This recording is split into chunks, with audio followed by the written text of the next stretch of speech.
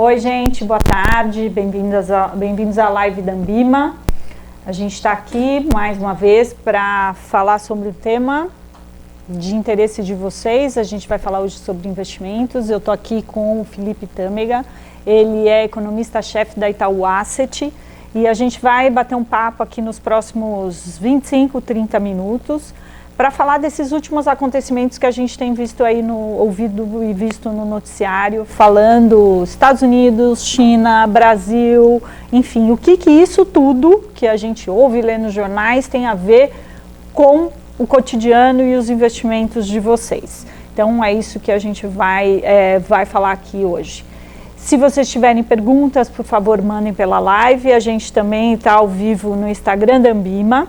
Vocês podem mandar suas dúvidas por lá. É melhor que vocês entrem e acessem a nossa live aqui pelo Facebook, porque a sonora está melhor e a gente consegue centralizar todas as perguntas, mas usem o canal que vocês quiserem. Ok?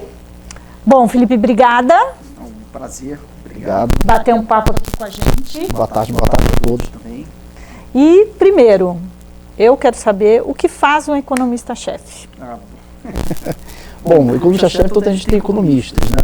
Mas, brincadeiras à parte, né? O que a gente faz, na verdade, é análise econômica, né? A gente olha cenários macroeconômicos, né? A gente olha os dados econômicos, a gente olha também o político, né? Todo o lado político, né? Tanto do Brasil quanto do exterior, né? E a partir disso a gente tenta traçar cenários, né? A gente tenta entender, né, o que vai acontecer para frente, para, né, exatamente poder guiar, né, os nossos gestores, né, dos nosso dinheiro, né, para que eles tomem a melhor decisão possível, né, para os investimentos de todos, né. Então, assim, é basicamente isso que faz, né.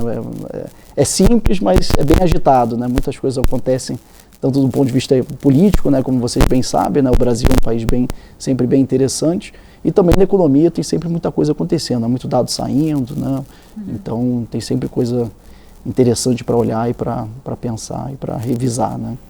E pois é, então em linha com isso a gente está vendo aí, né, nas últimas semanas se falar bastante de economia. A gente teve nos últimos tempos, primeiro que esse assunto sempre teve em pauta, mas hoje ele tem uma visibilidade maior e as pessoas estão se interessando mais por essa temática. Então a gente teve aí a reforma da Previdência, agora está se discutindo a reforma tributária e a gente está ouvindo bastante falar sobre Estados Unidos, baixa de taxa de juros, a gente está ouvindo falar bastante da China.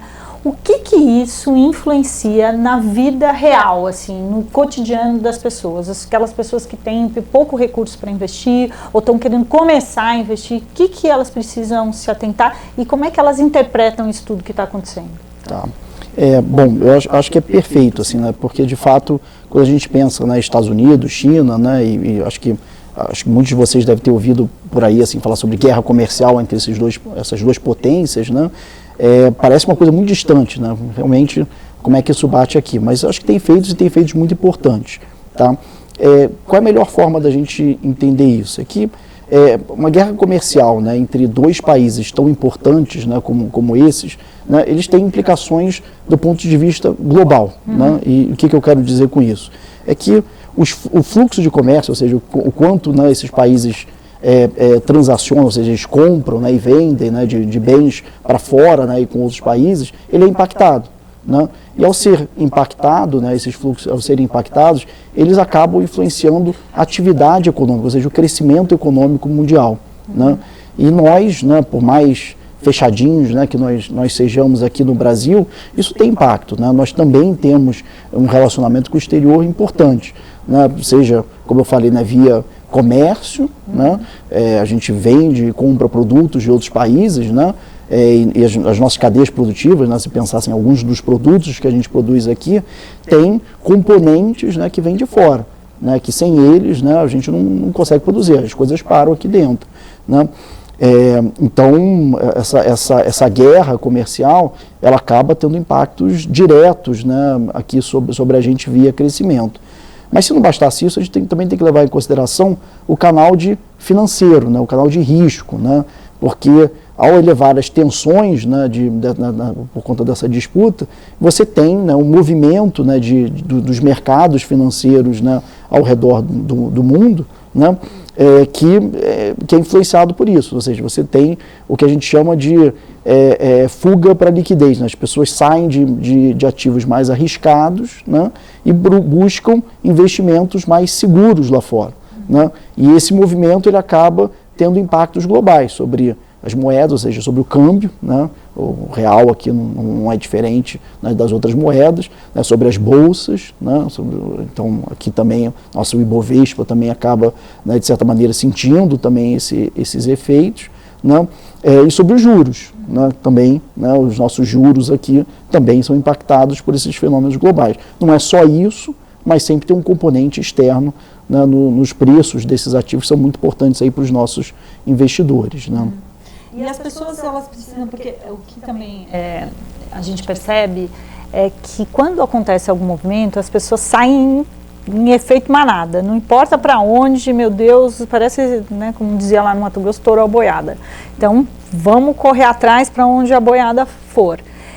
E muitas vezes acaba tendo esse movimento. Num momento assim, em que a gente está ouvindo tanta coisa, o que as pessoas vão fazer? Elas precisam parar, pensar, analisar, como elas interpretam isso para que elas consigam tomar uma decisão e não saiam correndo fazendo o que deve ou o que não deve, muitas vezes. Eu acho que assim, é um ótimo ponto, né? De fato, você verifica, né, em diversos mercados, em diversas situações, esse tipo de comportamento, né, esse efeito manada, né, que você mencionou.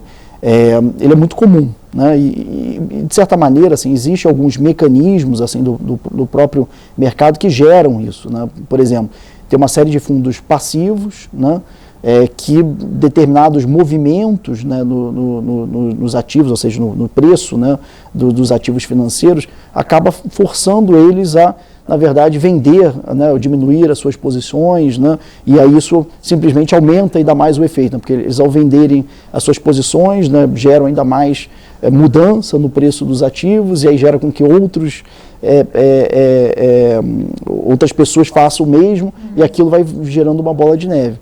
Então, assim, nesses momentos, né, quando, de fato, assim, quando você tem crises muito agudas, né, claro, você tem sempre que pensar do lado do risco, né, você nunca pode menosprezar, né, a parte do risco, mas, assim, você ter uma percepção, assim, do que é o exagero, né, inicial do mercado, né, e tentar entender para onde a economia, né, o mercado financeiro vai se equilibrar depois, é crucial para que você possa tomar uma boa decisão nesses momentos de maior, não vou dizer pânico, né, mas maior estresse, vamos dizer assim, do mercado. Movimentação. Movimentação, tá? Então. E aí você falou aí, a crise, né? O que é considerado uma crise? A gente, né, se olhar historicamente, a gente já viu muita coisa acontecendo, tanto aqui quanto lá fora. O que caracteriza uma crise? Assim, é um fator, vários fatores, ou... É muito difícil, acho, de caracterizar uma crise, né? É engraçado que, talvez eu diria assim, a gente sabe quando tem uma crise, quando a gente vê uma. É um pouco isso. Dúvida, né? Você não tem dúvida quando você está no meio da crise. Mas acho que o que é interessante, talvez até para passar aqui para aqueles que estão nos assistindo, é de que, assim, no meu entender, assim, a gente não está hoje numa crise. Né? Isso não quer dizer que as coisas estejam bem lá fora, né? Como eu mencionei no começo. Mas não parece ser uma crise. Tá? E mesmo a maneira como esses movimentos, esse estresse lá fora está se traduzindo aqui nos nossos mercados, né? Não tem características normais de uma crise. Então, deixa eu colocar isso explicar um pouco melhor isso aqui para que as pessoas nos entendam lá do outro lado. Em geral, assim, uma crise, né, ela, como eu mencionei, ela tem uma fuga por liquidez, né, e uma fuga por ativos menos arriscados de uma maneira geral, né?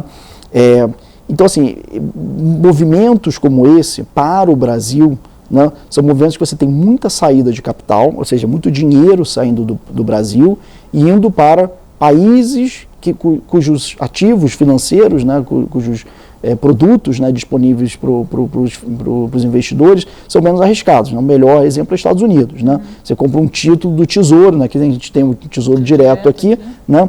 Você vai lá nos Estados Unidos e compra um título do Tesouro americano, né, que é o título, digamos, com menor risco, né, considerado com menor risco no mundo. Então, em geral, você sai de Brasil, qualquer coisa que você tem em Brasil, bolsa, juros, né, ou qualquer outro ativo que você tem aqui no Brasil, começa a vender e começa a comprar ativos menos arriscados, como, por exemplo, o Tesouro. E aí o que isso causa é uma grande depreciação da nossa moeda, né, uma depreciação de todos os ativos brasileiros, né?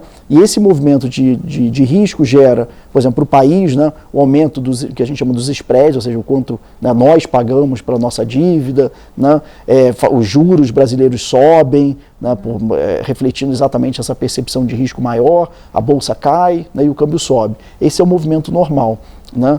A gente tem algumas características disso acontecendo, né, o câmbio tem depreciado, né, nos últimos dias, né, então a gente tem visto esse movimento do câmbio. A Bolsa, de fato, perdeu um pouco de valor, mas foi até relativamente tranquilo, né, frente ao que está acontecendo lá fora. E quando você olha, os juros estão muito calmos. Né? Então, assim, você não teve, por exemplo, nos juros, o movimento normal, né, que seria esperado, que é de aumento, né, muito forte, né, das taxas de juros aqui dentro, refletindo uma crise. Né? Não parece ser esse. Parece ser simplesmente uma reprecificação de um cenário pior, até o momento. Pode piorar? Pode, né? Mas não parece ser ainda o que o mercado está esperando desse momento. Entendi. Tá? E aí tem até uma discussão, né, aqui a gente falou na semana passada, semana retrasada, a gente teve uma live falando justamente sobre né, o nível histórico da Selic, e que é bom, a gente até explicou o quanto isso é positivo para a economia, porque fica mais difícil a gente ganhar nos nossos investimentos, mas isso é bom para a atividade econômica, então as empresas vão poder se financiar a juros mais baixos, então tem todo um benefício para a economia de uma forma geral, que traz o desafio das pessoas aprenderem a investir melhor para tentar potencializar os seus ganhos.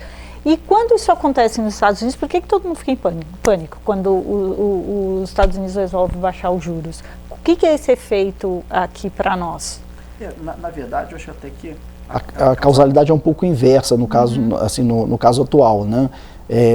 Assim, os juros estão sendo cortados, né, estão sendo diminuídos lá pelo Banco Central americano, né, pelo Federal Reserve, mas porque há uma expectativa de desaceleração que no momento nem sequer tem acontecido muito nos dados americanos. Né? Ela está se refletindo muito mais no resto do mundo, né? Quando a gente olha Europa, né, e China, né, sobretudo Europa, do que nos Estados Unidos. Nos Estados Unidos a economia americana está muito bem.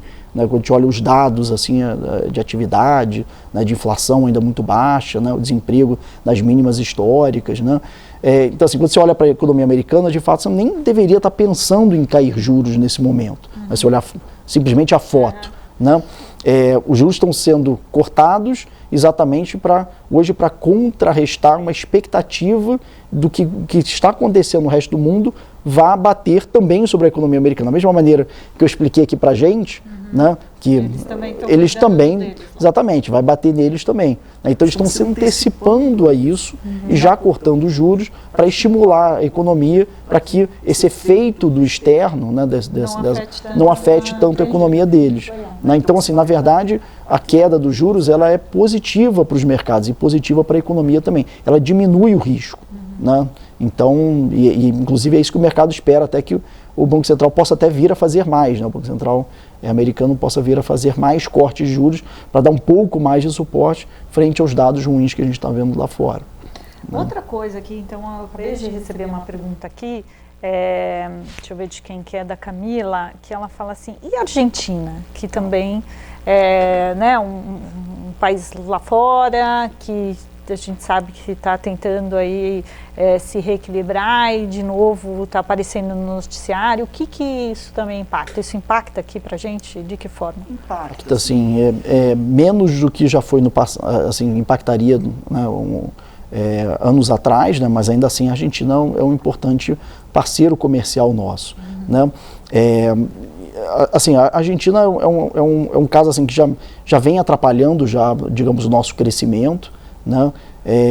desde meados do ano passado, né, quando houve uma desaceleração muito forte da economia argentina em função, né, de problemas macroeconômicos, né, que, assim, basicamente inflação muito alta, né, aí o crescimento colapsou por conta de subida de juros lá, né, e muito em cima de uma crise de confiança no governo tal, e digamos, no manejo assim, da política econômica do país. A gente já viu isso muito aqui.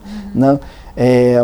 E aí, por conta disso, essa grande, digamos, diria até depressão, né, por qual a gente não vem passando desde então, eu diria até que ela foi uma das razões, né, pelas quais a gente viu um PIB brasileiro tão fraco no quarto trimestre do ano passado e no primeiro trimestre desse ano. Ali sim teve um impacto muito importante. Né? E a gente vê isso em alguns setores específicos da indústria brasileira que são muito ligados à indústria argentina. Né? Então esses setores sofreram realmente bastante. Né? O problema, né, digamos assim, se tem alguma vantagem agora, né, dessa nova perna, né, dessa segunda derivada aí da crise argentina de agora, né, que está apenas se iniciando, infelizmente, né, é que esse primeiro efeito já meio que diminuiu muito o tamanho da Argentina para a gente, né, porque as nossas exportações para a Argentina já colapsaram. Né? Então o efeito agora deveria ser muito menor do que foi, por exemplo, que a gente sentiu nesse final de ano de 2018, começo de 2019. Então assim, vai ter impacto, atrapalha, o momento é muito ruim para isso acontecer, né? Justo agora, onde a gente parece que vai atrapalhar, a gente vai ter mais um vento contra vindo do exterior, como se já não bastasse todo o resto, né? Do que eu falei, né? De Europa, de China desacelerando, agora a gente ainda tem o nosso irmão aqui, também ajudando aí para que os ventos sejam contrários à nossa retomada econômica aqui no Brasil. Né? Tá. Então eu vou tentar fazer uma analogia, ver se eu estou certa. Então é importante, quando a gente fala, portanto, do que acontece nesses outros países, o impacto que tem para a gente, é porque nós somos parceiros comerciais de alguma forma. A gente compra e vende produtos, né, a gente tem isso com diferentes países. Então pensa só quem tem um comércio, né? Você tem lá um comércio, um negócio, você quer que os seus clientes estejam bem e você esteja bem para que essas trocas possam ser benéficas para todo mundo. Então quando você fornece para alguém algum produto e esse seu cliente não está tão bem, isso vai prejudicar o seu negócio. Então é basicamente isso que acontece. Por isso que a gente tem toda essa dependência e essa interdependência, aliás, com esses países. Por isso que o que vocês estão ouvindo no noticiário, vendo por aí, de alguma forma impacta a gente. Por quê? Porque a gente precisa que os nossos parceiros estejam bem, estejam em harmonia, as economias estejam equilibradas para que a gente também se beneficie. E a gente também tem que fazer a lição de casa, né? E a gente tem feito a lição de casa? Como é que a gente está nesse... Nós temos, assim, antes até de falar, deixa eu só pegar a sua analogia, que eu gostei bastante, assim, eu só diria que tem um outro canal aqui, que é também importante, que é um canal indireto, né, que eu acho que eu cheguei a mencionar ali no começo, mas usando a sua analogia, né, então, imagina que existe um outro comércio aqui do meu lado, né, que tem um outro cliente, né, e aí esse cliente entra em dificuldade, né, por alguma razão. E aí o banco, que é um banco de um outro país, resolve tirar o dinheiro, o crédito que está dando para ele poder comprar. Quando ele faz isso, em geral, ele diminui o crédito também do meu cliente. Né? Porque por conta às vezes, de regulamentações que ele tem do outro lado, que ele tem que diminuir o risco de uma maneira geral. Então ele começa a diminuir todo o risco da carteira dele. E aí quando ele diminui o crédito do meu cliente, ele acaba me afetando, mesmo que eu não tenha nada a ver com o comércio do lado, né? Ele esteja vendendo uma coisa que não tenha nada a ver comigo. Então acho que tem um lado financeiro aqui também de contaminação, que ele vai além do canal direto comercial e que também é muito importante. Então às vezes, coisas que acontecem lá na Turquia, né? A Turquia é até um bom exemplo, né? Que é um país que tem pouquíssimas relações com a gente, né, diretas, né? O comércio entre a gente é muito pequeno, né? Mas determinadas crises, né, que acontecem na Turquia têm impactos para a gente aqui via canal financeiro. Nosso câmbio, né, responde, né, às vezes nossa bolsa responde, porque os investidores tiram risco de lá e acabam tirando risco daqui também. Tá? Agora, respondendo a sua pergunta, tá? Eu não fugi dela não. A gente está fazendo, eu acho que bem o dever de casa, né? Já há algum tempo. Né? Acho que do ponto de vista assim, de política monetária, né, ou seja, da taxa de juros, né, a gente teve que sofrer um pouco ali no início, né, quando a gente teve que manter taxas de juros muito elevadas, né, novamente aqui no país para ir contra a inflação, né, que naquele momento já estava ali de 2 dígitos, né, infelizmente novamente, mas o que a gente viu desde então foi uma queda quase que ininterrupta, né, da taxa de inflação, o que propiciou, né, exatamente que o Banco Central cortasse juros, né, durante um bom tempo, né, chegando na mínima histórica ali primeiro em 6,5 e agora, né, novamente voltando a cortar, né, e possivelmente chegando em, assim, acho que não vai nem parar por aí, né, é possível que vá até 5, até mesmo abaixo disso. Né? Então, acho que linka bem com a discussão que vocês tiveram aqui na última live. Né? Agora, fora isso, assim, fora simplesmente fazer bem o que já estava, a gente também está entregando outras coisas, né? As reformas. Né?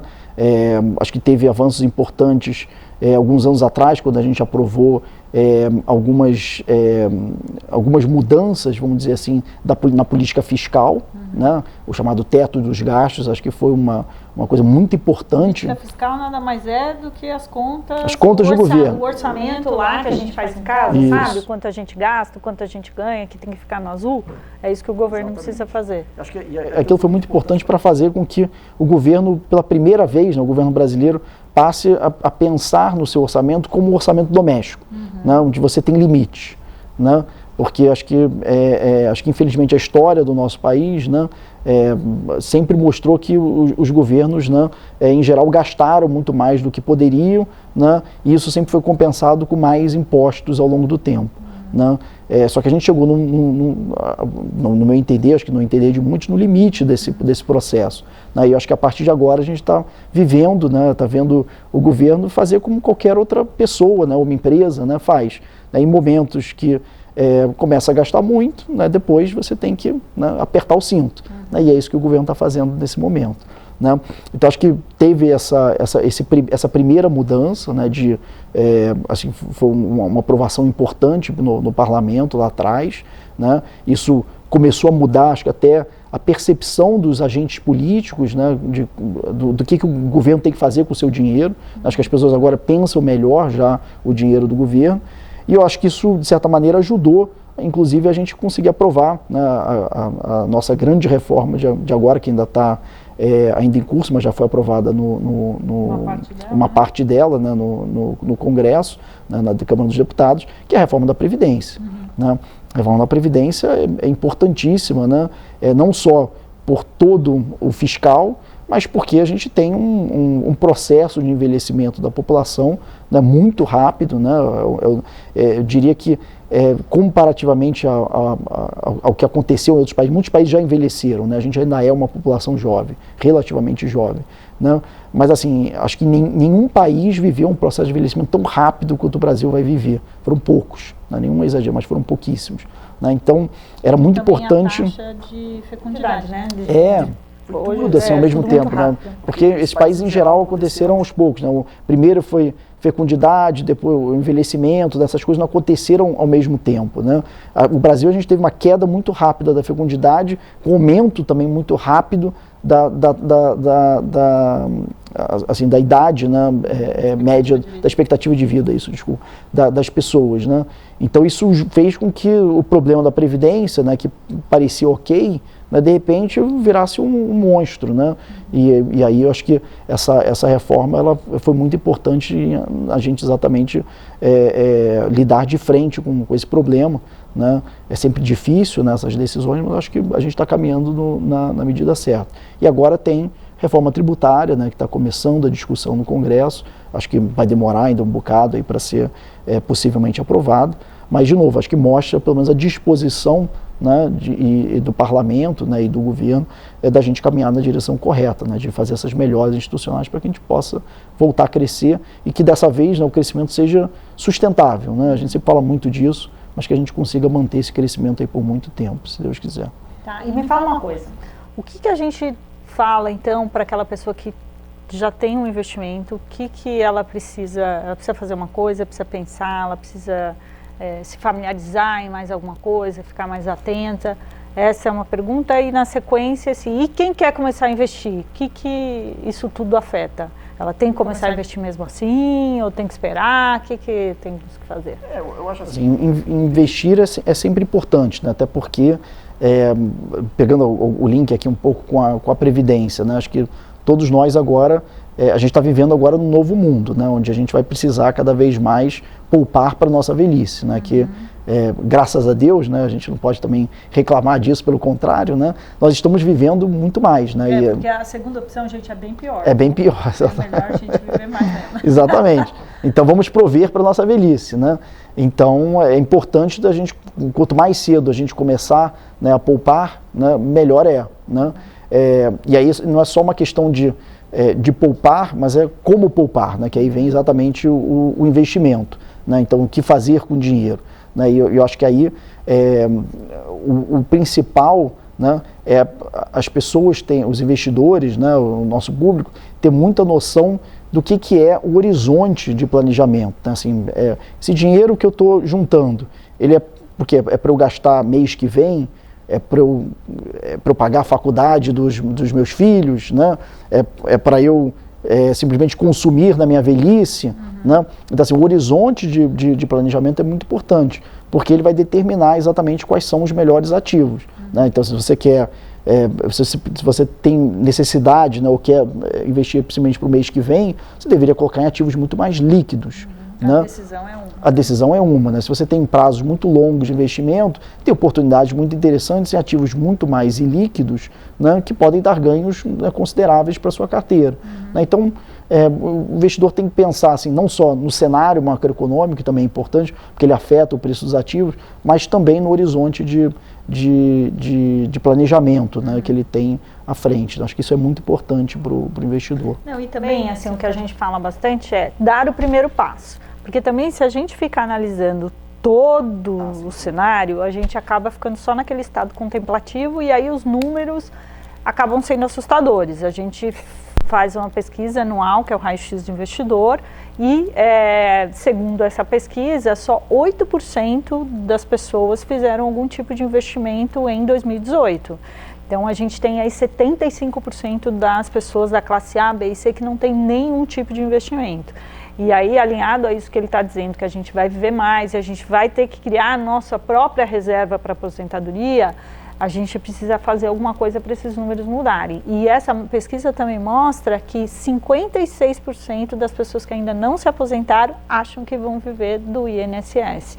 Então, gente, é um recado importante assim, eu acho que a gente precisa dar o primeiro passo. É óbvio que tudo isso que a gente falou, por isso que a gente está aqui com vocês, esclarecendo essas dúvidas, tentando interpretar esse mundo todo, que é difícil pra caramba, a gente sabe disso, mas boa parte da responsabilidade está na mão de vocês de dar o primeiro passo.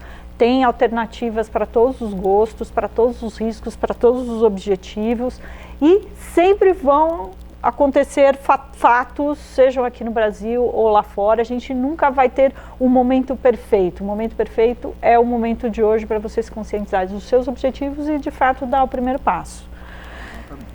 Você quer dar um último recadinho para as pessoas ou estamos... Daqui a gente tem algumas dúvidas, depois a gente pode responder nos canais da Ambima, seja no Facebook, no Instagram. Se tiver alguma pergunta específica, a gente pode mandar para você responde para a gente. A Laide responde para a gente depois.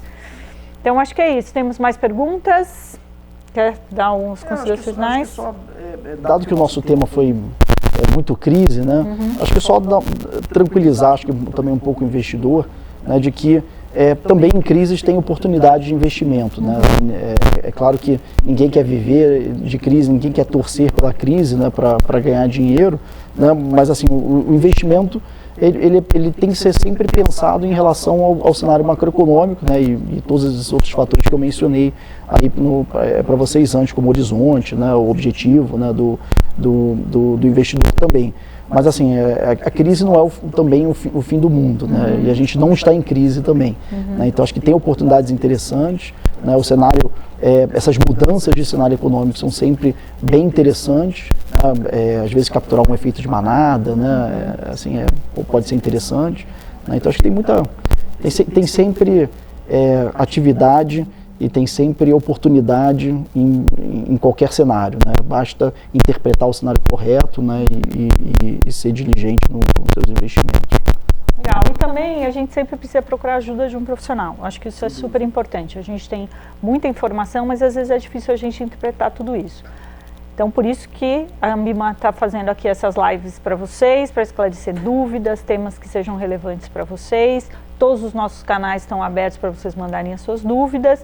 E se vocês tiverem mais dúvidas sobre esses e outros temas, vocês podem acessar também o site da Ambima, que é o www.comoinvestir.com.br. A gente vai deixar o link aqui nos comentários.